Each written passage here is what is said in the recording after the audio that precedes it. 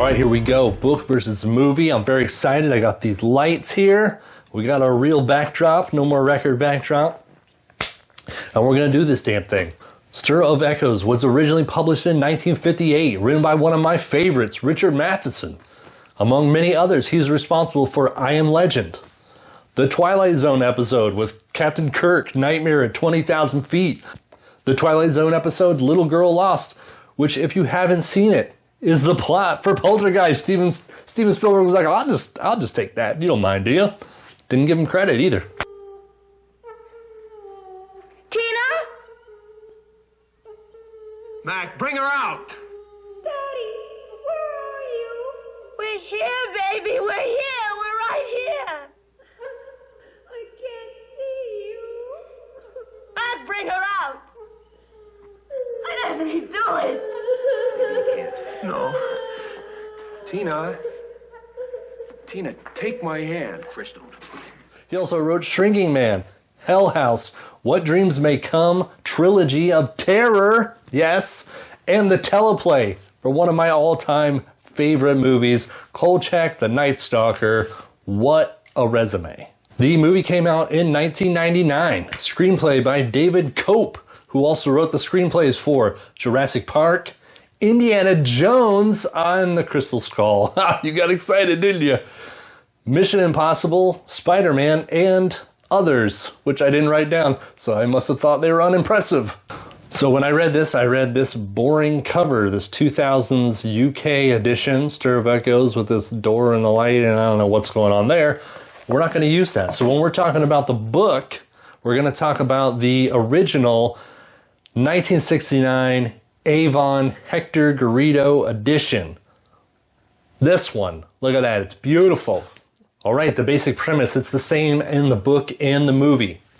A family of three, a husband, a wife, and their toddler son move into a rental house. The husband and wife, along with the wife's siblings, go over to the neighbor's house for a little party. The wife's brother in the book, sister in the movie, hypnotizes the husband. You're getting sleepy. You're enjoying this video. You're liking and subscribing. While under hypnosis, there is a suggestion that his mind will be open to everything because he's kind of like a closed-minded guy. He comes out of it unaware of what happened. Jokes are made. He said and did funny things. They go home. He's feeling funny, feeling weird. He goes to bed. He has a nightmare. He wakes up in the middle of the night and goes out to the living room. And what is there? There is an apparition of a young lady standing in his living room. He's appropriately freaked the hell out. Along with seeing this apparition, he's starting to have psychic feelings about his friends and family and things that are about to happen. He spends the rest of the story trying to solve who this ghostly woman is and what the hell is going on with his mind. Time and location. The book, it's the end of the 50s. We're in Southern California. It's sunny and bright, and I imagine that the neighborhood looks like the Edward Scissorhands neighborhood. Easter egg colored houses with perfectly manicured lawns. Boring. The movie, it's the end of the 90s. We're in Chicago. It's a downtown area where the houses are all bunched in and probably built in the 1920s. It's summertime, so we have some block parties. But most of the action takes place at night, avoiding that pesky sun atmosphere of the book. The movie wins this one hands down. How are you going to have a ghost story with fresh cut grass ambiance, man? I want smelly basements. I want plaster walls and creaking old floors. And it's just older. It's just a better setting. The two Toms. In the book, we have Tom Wallace. He's an all-American guy, and he's got an all-American name. It doesn't give us his background. We don't want to know his background. He's the everyman, if you happen to look like me. He works at the plant down the street, the plant. He's a good-natured fella with a lot of patience. He's cracking, but gently.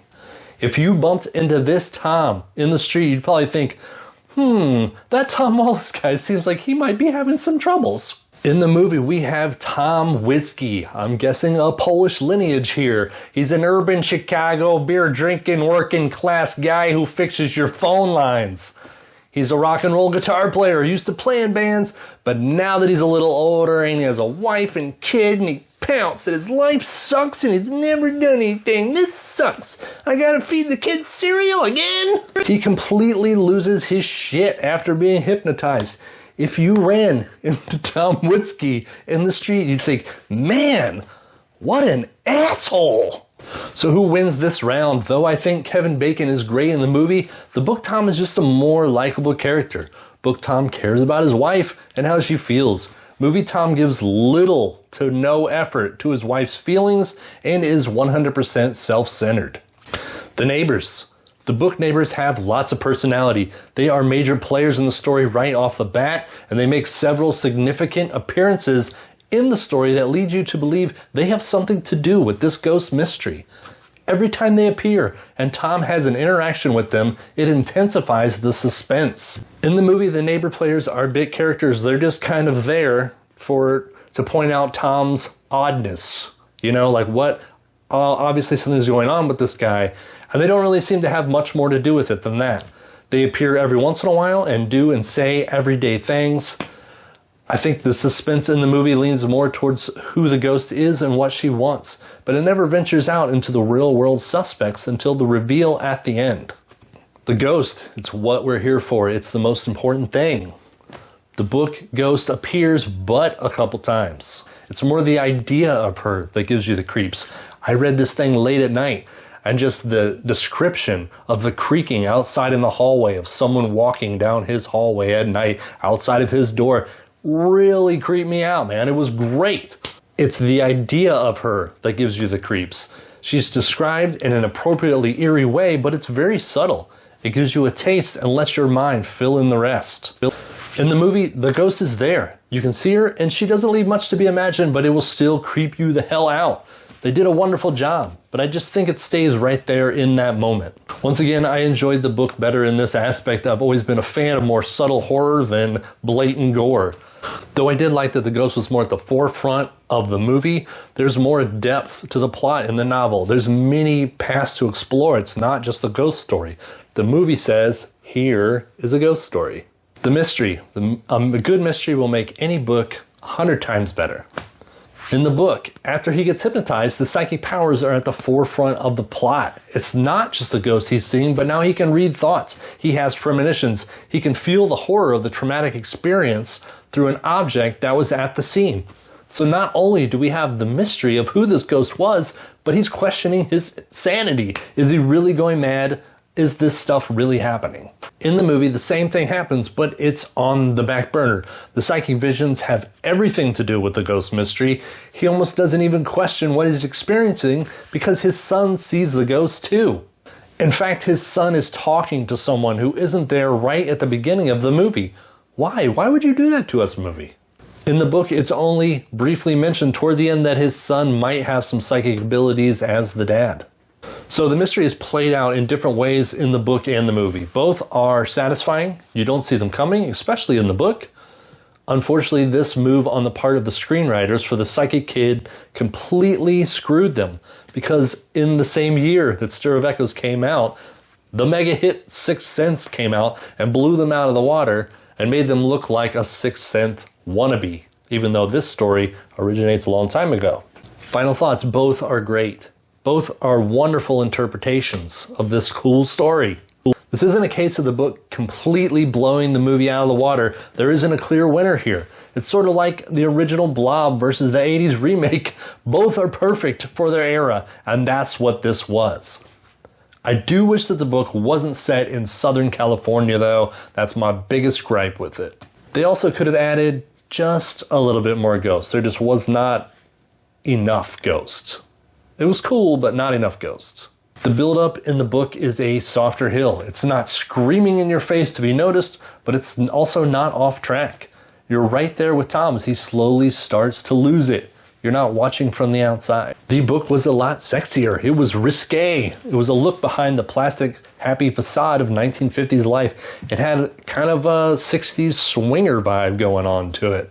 There's way more marital dysfunction as far as the other couples go in the book than in the movie. On the other hand, Tom and his wife are actually really great together in the book. In the movie, the neighbor's drama is only lightly suggested at, and movie Tom and wife are bickering, and like previously stated, Tom is a self-absorbed, moody downer who all but ignores his family. Another movie downer. The whole part in the movie where the wife and son run into the psychic cop, and it basically like remakes the scene in The Shining where Danny meets Dick Halloran and they have the psychic connection. And no, that part is not in the book, thankfully. I don't know why they added it to the movie. In the movie, it went nowhere. I thought for sure that cop was going to come in and try to save the day, something like The Shining. They added it, and then it goes nowhere. Why? Bad. Another kind of bummer for me for the movie, Tom is really unlikable in the movie. He gets on my nerves. I feel like they could have turned down the intensity a couple notches. He's like running at 10, almost right from the first paranormal occurrence. I do love how 90s it is, though. I'm a 90s person, if you couldn't tell, and according to my analytics, so are most people who watches this. And I prefer the wife's sister character, played by Ilena Douglas, instead of the chubby brother in the book. Ilena Douglas is always great in everything she's in. I mean, Ghost World, What It's Like to Inhabit My Particular Skin. If I had to pick, my life depended on it, I'd pick the book. It's creepier to imagine the ghost than to actually see it. With the movie, you're stuck with exactly what's given to you, even though they did do a really good job. I did like the climax of the movie a bit better than the book. I don't know, it could go either way, depending on the day. I love them both. So here's a disappointing end. You wanted to hear which one was better. It's even. So there we go. My first book versus movie. I do have another one of these planned. I just finished Jeff Rice's Kolchak the Night Stalker, as if I didn't mention it enough in this video. Kolchak the Night Stalker by Jeff Rice, which was made into a movie with the screenplay written by Richard Matheson. So it all connects. Be on the lookout for that sometime and later.